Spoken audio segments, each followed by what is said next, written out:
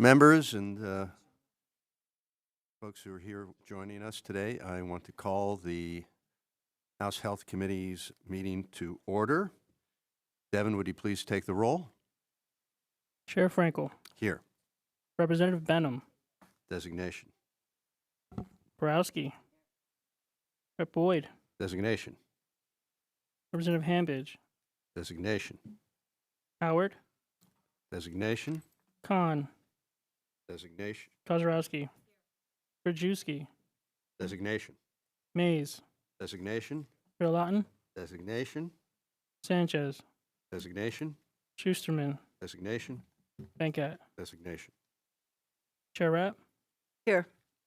Representative Bonner, Horowitz, Designation. Brown, Designation.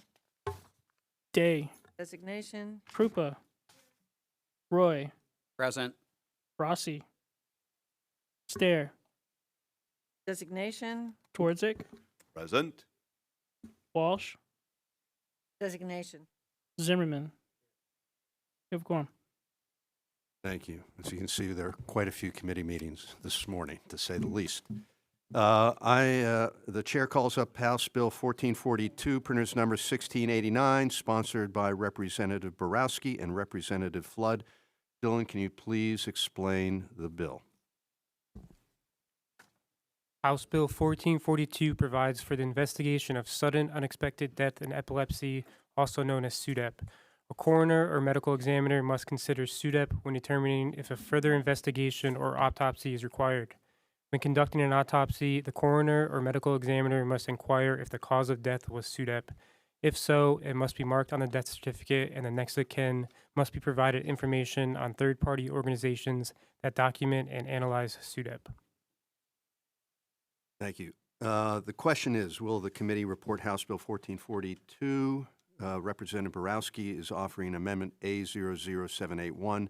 Dylan, would you please provide a summary of the amendment? Amendment A00781 requires coroners to check for SUDEP during investigations rather than solely at autopsies, and makes other technical changes throughout. Are there any comments on the amendment? Seeing none, are there any negative votes on Amendment 781? See none. The amendment is adopted. And now the question recurs. Will the committee report the bill as amended? Discussion on the bill. On that question, the chair recognizes Representative Flood, who is here joining us this morning. Good morning, Chairman Frankel, Chairwoman Rapp, members of the Health Committee. I come before you today and humbly ask for your support for HB 1442. In 2003, I gave birth to a beautiful little angel, Lauren, who suffered from epilepsy secondary to a severe to profound anoxic brain injury that occurred as a result of a spontaneous placental abruption. She had many challenges, and controlling her seizure was one of them. As a parent, you always want to do what's best for your child. I took her to every specialist that could help her. She was seen by neurologists, neurosurgeons, developmental pediatricians, to name a few. Her seizures were complicated, which required a cocktail of medications to get them under control. I quickly learned that various types of seizures and how to respond when they do happen, which was frequent throughout the day. On the morning of December 19th, 2007, right before Christmas, I went to wake her to get ready for her Christmas party at her preschool, and I found that she had passed away. It was unexpected. Despite all of her issues, there was no expectation that she could pass away. I was absolutely devastated and immediately began to ask myself, what did I do wrong? Did I mix her medications up somehow? I was always so meticulous and made sure everything was exactly the way it should be. I couldn't fathom what happened because it was an unattended death. They had to do an autopsy. After it was completed, the doctor who performed the autopsy told me that she had no organ damage except for the initial brain injury at birth. There were no medication mix-ups, and she was perfectly healthy. He told me that she died from natural causes, which is secondary to her brain injury at birth. And it was at that point that he went on to tell me about SUDEP. And I had never heard of SUDEP before prior to Lauren's passing, and not one of her doctors have ever talked to me about it or that this could possibly happen. So Lauren's death certificate says natural causes, and nothing can be learned about SUDEP with that cause of death. More needs to be done to protect individuals with epilepsy. And I respectfully ask for an affirmative vote for HP 1442 so that SUDEP could be used as a cause or manner of death, which will allow more research to be done on this issue. And it will also allow for research groups to be able to apply for research funding. Thank you. Thank you, Representative Flood, and thank you for sharing your personal story. I can't imagine losing a child, and stays with you forever. Thank you for that. Representative Borowski. Thank you, Chair Frankel and Chair Rapp, for bringing forward HB 1442 for consideration. And I want to thank my co-prime, Representative Flood, for partnering with me on this legislation and for sharing her tremendously difficult story. And again, like Chair Frankel said, I can't imagine losing a child. So I'm glad to have you partnering with me and excited to move this forward. We brought this legislation forward last session, and it was voted out of the Health Committee with the promise that we would work closely with our coroners, that they had some thoughts on the legislation and how to improve it. So over the summer and the past several months, we worked with the coroners, and I'm thankful and grateful to them for their partnership with this legislation and the amendment that we have today. So for me, this legislation came about from a constituent whose daughter, Morgan Rose Hosbach, she died of SUDEP, and her mother and father have been unwavering champions in this effort to make SUDEP a cause of death, which, as Rep. Flood spoke of, it will allow for more research opportunities and allow us to hopefully find a cause for this disorder. So thank you all very much, and I would ask my colleagues for an affirmative vote as well. Thank you, Rep. Borowski. Before I turn over to Chair Rapp, are there any other members who have comment or question? Chair Rapp. Thank you, Mr. Chairman, and I also would like to thank the sponsors of this bill, and Representative Flood, thank you for sharing your very personal story. And as a mom, I as well cannot even imagine the emotional pain and grief of losing a child. I commend you for sharing your personal story with us.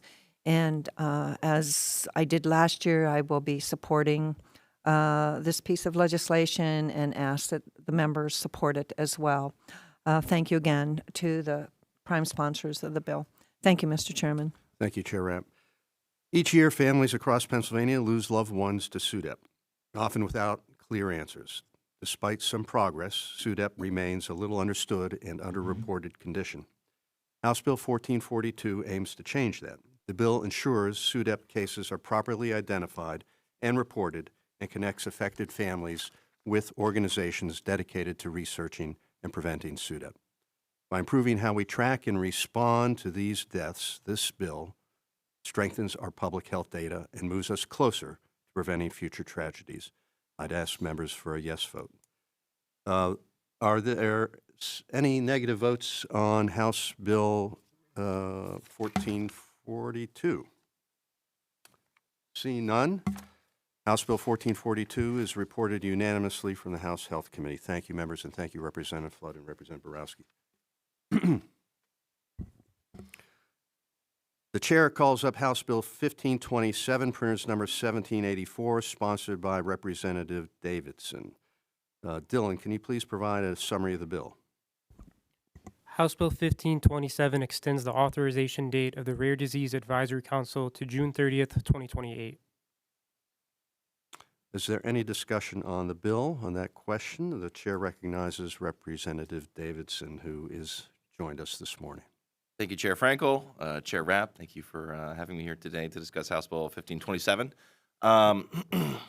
Like most of the best ideas in this building, this one started with a constituent. and he had been diagnosed previously with a rare disease, which ultimately led him to leaving employment and becoming an advocate in the area. And he flagged for me that the Rare Disease Advisory Council was set to sunset this summer, and talked to me a little bit about the work that they do. 1 in 12 Pennsylvanians have a rare disease. It's a kind of a misleading name, a rare disease, but there are so many of them across the Commonwealth that they really do impact everyone's lives. So over the past several years, they have been conducting a survey of patient experiences, provider experiences, and they need a little more time to get that data together, to present it and give it to the public, and then sunset after this next extension.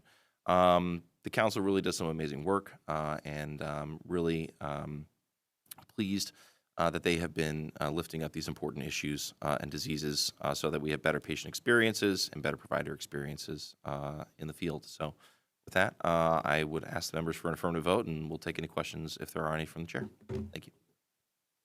Thank you, Representative Davidson. Are there members with comments or questions? Seeing none, Representative Rapp? Chair Rapp?